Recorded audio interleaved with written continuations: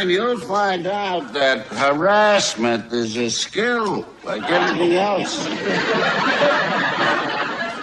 Well, they took away my gun. I know how you feel. I wish I had a nickel for every time I had to walk around collecting dust in my holster. Dr. Esterhazy, he says I'm psychologically unstable. You should have heard what one of them told me one time. Well, the reason I ain't married. Where's Barney? He's calling the commander on the phone. Let me know, Harry. I'll wait. Hi, Harris. Hi, Inspector.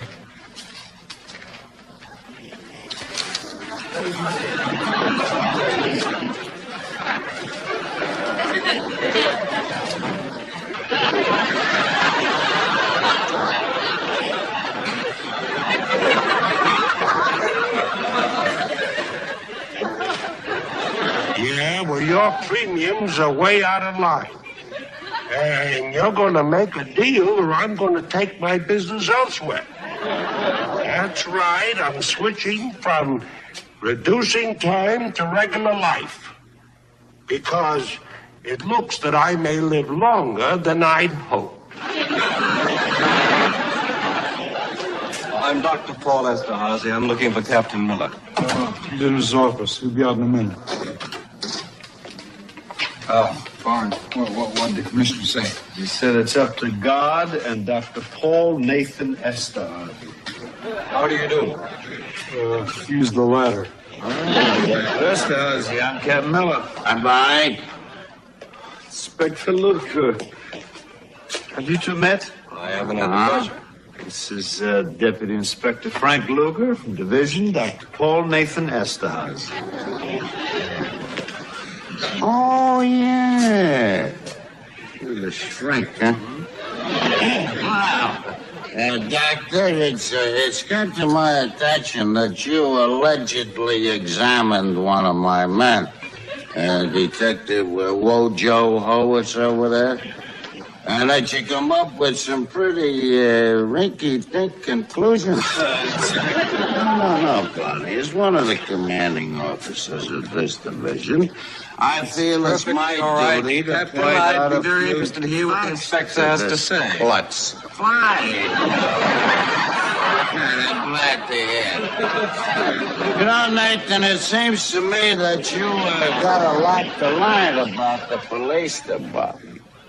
And I want you to know that my men continuously conduct themselves in a legal and orderly manner, especially when dealing with the public, most of whom are freaks anyway. This is the time right here for a little straight talk. Now, look, Doc, I know you got your job to do, see? But we got some problems here in the law enforcement business, too, that you people don't seem to understand. Now, you take your average kookaboo running around here on the street.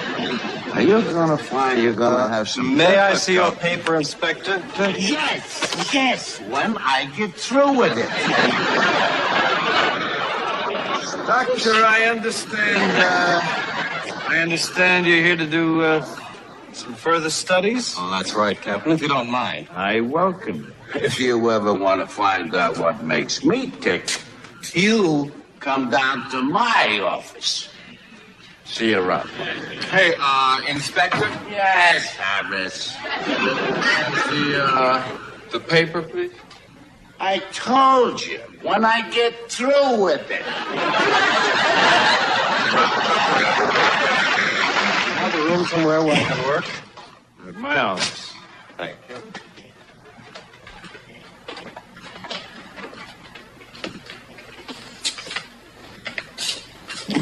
Take yourself at home. Try not to take up too much of your time, Captain. Doctor, I know your report on Detective Wojo Howitz probably had sound psychological basis. Not probably. But there were extenuating circumstances that I think you should be aware of. May I see your men in alphabetical order, Captain? Yamana's gonna love that. Jono? Yeah, Bar. I Dr. Esterhazy is conducting interviews. He wants to start with you.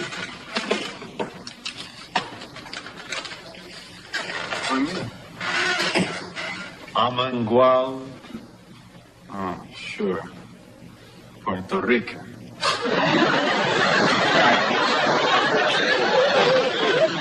Barney? I checked Mr. Fromkus for priors and came up zilch. Tell you what, we got a DAT. Okay. Fromkus, I'm gonna release you on a desk appearance ticket. It means you don't have to sit in jail waiting for your arraignment. They'll let you know when you have to show up in court. Thank God I can turn off the comedy. I'm sorry if I caused you any trouble. No trouble at all, Mr. Fromkus. I don't think any of us really blame you too much for what you did. You seem to be a man of high principle. Likewise, Captain. And may I say that I feel privileged to live in a neighborhood that employs policemen of your caliber. I hope I haven't caused you any inconvenience. Not at all, man. And I hope that we meet again under better circumstances. And I hope that the doctor heard all that.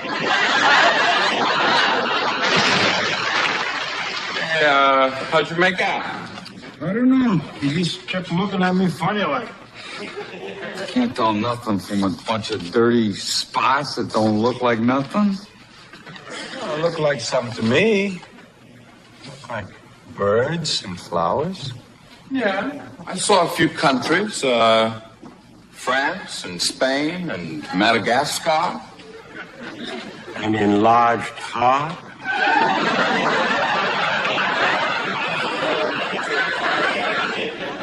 An elephant wearing a hat.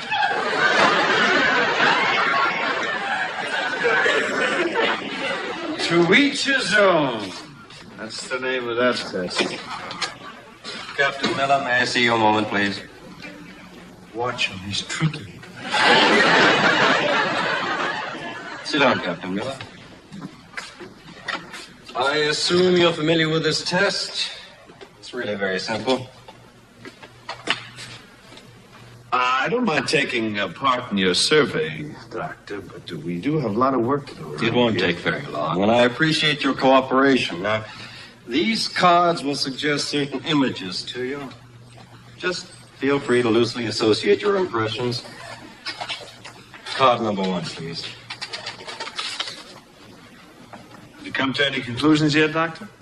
I mean about the men? Yes, I have, to some degree. And they are? I don't think I can discuss them now. I'm going to see that report sooner or later. Card number 1, please. It's my understanding that the conclusions from this test varies from doctor to doctor. Somewhat, yes. Card number 1. Look, Doctor, I have a very vivid imagination.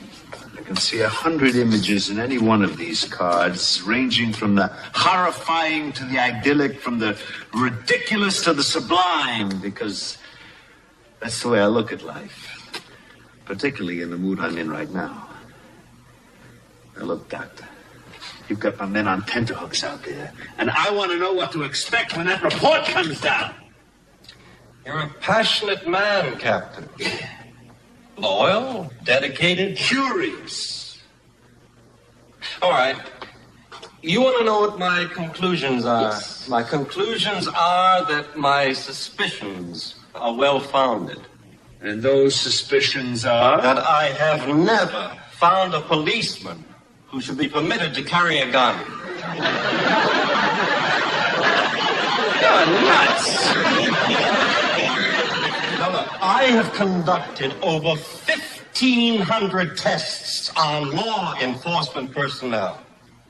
And I've always found the usual irrational responses, high levels of paranoia, passionate dedication to concepts that are fundamentally barbaric. I just don't feel that that sort of personality should be trusted with a dangerous weapon. That's insane! How are the police supposed to function without weapons? There are people out there who are demanding protection, and they're entitled to it. How do we protect the public without weapons? I haven't completely worked that out yet. And what are we supposed to do in the meantime? I'm not sure. Well, what about the public? Should they be entitled to carry a gun? Are you crazy? This is ridiculous. And what you are saying, Doctor, is that no one should carry a gun. That's exactly what I'm saying, wise guy. Wait a minute. You got a point there. Let me ask you another question. Between the public and the police, just as a general group, which would you say is more paranoid? Well, definitely the public. Well, if the public is more paranoid than the police, who would you rather see carry the guns? The answer is obvious, the police. Mind putting that middle close? And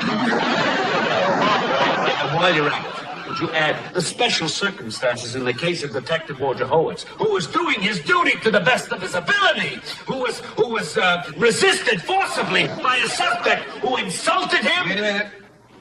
Insulted him? Just the armed robbery of progress and bank over on the left. Draw some weapons. If you don't mind, by all means.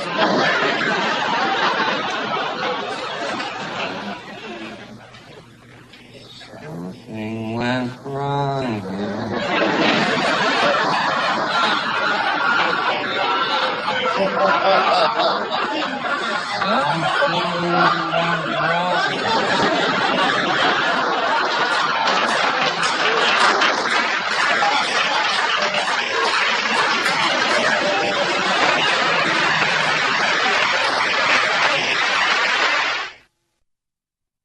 What do you mean you don't issue no policies to persons my age? Oh, really? Would you care for a suggestion of what to do with that rock of yours?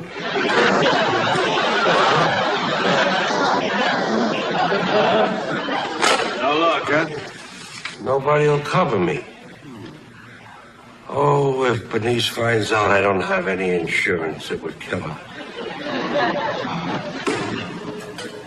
And she's not covered either.